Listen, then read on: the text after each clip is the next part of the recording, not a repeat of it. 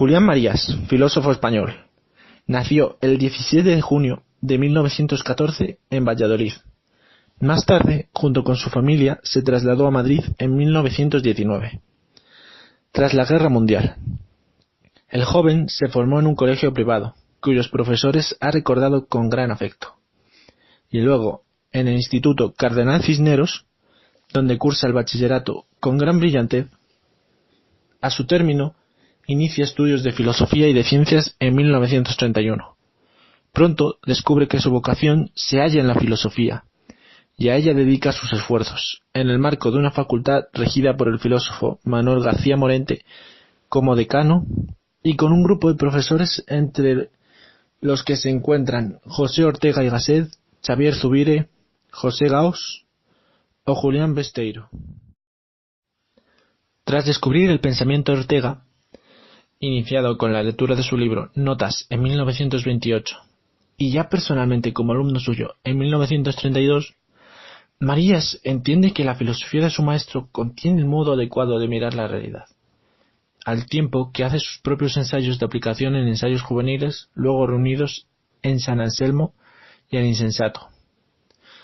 Mantiene una estrecha amistad con Xavier Zubiri, quien dirigirá su tesis doctoral y prologará su historia de la filosofía. Toma parte en el crucero a Oriente organizado por la facultad en 1933, y su diario, al obtener uno de los premios creados a tal fin, fue parcialmente publicado. En esas páginas se muestra ya formado su estilo literario. En junio de 1936 se licenció en filosofía mediante el examen establecido al efecto. Fue una persona de mente religiosa y liberal. Siempre consideró que la guerra civil fue una tremenda catástrofe, que habría debido ser evitada. Discrepando de los dos bandos enfrentados en ella, colabora en Madrid con Julián Besteiro y el Comité Nacional de Defensa de Madrid en sus esfuerzos por acabar la contienda, y escribe artículos sin firma en ABC, apoyando los planes de aquel. A su final, denunciado por un antiguo compañero, pasó detenido unos meses y fue puesto en libertad, forzado a encontrar su camino en la nueva situación. En 1941 se casa con una antigua compañera de facultad, Dolores Franco, persona con quien compartirá la vida y el pensamiento. Animado por ella, incapaz de admitir las actitudes y valores dominantes de la España del general Franco, Marías empieza a desarrollar las ideas de Ortega y de la tradición liberal española, despreciadas y en ocasiones perseguidas por los nuevos gobernantes.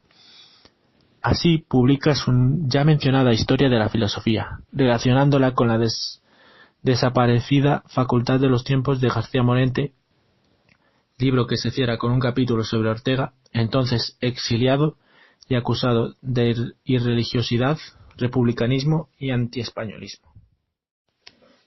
Inicia así una vida de escritor y ensayista liberal e independiente, impedido de publicar en diarios, forzado a escribir libros y a ejercer un magisterio privado. Son años difíciles económicamente, pero muy productivos intelectualmente. Establece una amistad personal con Ortega, exiliado en Portugal. Organiza una academia, Aula Nueva, donde inicia cursos de filosofía. Frente a la desvalorización oficial a la que se sometió a la generación del 98, Marías escribe y logra publicar, tras un año de espera, su Miguel de Unamuno en 1943, en el que interpreta este pensamiento desde la filosofía orteguiana de la vida o existencia, y califica sus novelas de novela personal. La obra de Julián Marías es inseparable de la tarea de renovación histórica que se estaba produciendo en España a partir de la segunda mitad del siglo XIX, de la mano de pensadores e intelectuales, con la intención de suprimir el retraso de España respecto a Europa. Su obra es la continuación de la de sus maestros, un trabajo elaborado totalmente al margen de la vida universitaria española, a causa de las imposiciones de la dictadura franquista. Su itinerario filosófico se desarrolla en tres fases. La primera abarca la publicación de la Historia de la Filosofía, 1941, y se prolonga hasta 1947. En este primer libro además de exponer los temas filosóficos del pasado, marca el nivel filosófico desde el cual hay que seguir, para facilitar la asimilación de los temas tratados. Escribió una introducción a la filosofía de 1947. Pertenecen también a esta primera etapa dos libros importantes: Miguel de Unamuno, 1943, y La filosofía del Pi Goethi, 1942. La segunda fase va desde 1947 hasta 1970 y significó una exploración de los temas tratados por sus maestros. Completó su sistema filosófico y se acercó a una visión personal de la filosofía, definida como visión responsable. Las obras más importantes de este periodo son El método histórico de las generaciones, 1949, Biografía de la filosofía, 1952, Idea de la metafísica, 1953, Ensayos de teoría, 1954, La estructura social, 1955, La España posible en tiempos de Carlos III, 1963, Nuevos ensayos de la filosofía, 1968, y numerosos ensayos sobre Estados Unidos, India, Israel, Andalucía y Cataluña.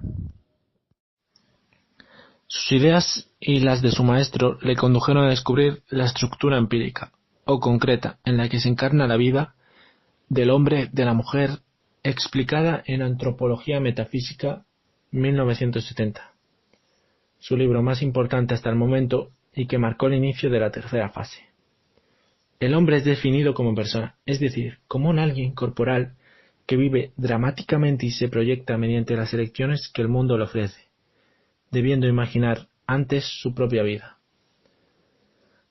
Alguien que, por lo tanto, es libre y responsable de sus actos, que se encuentra en el plano del sentido durativo o momento final.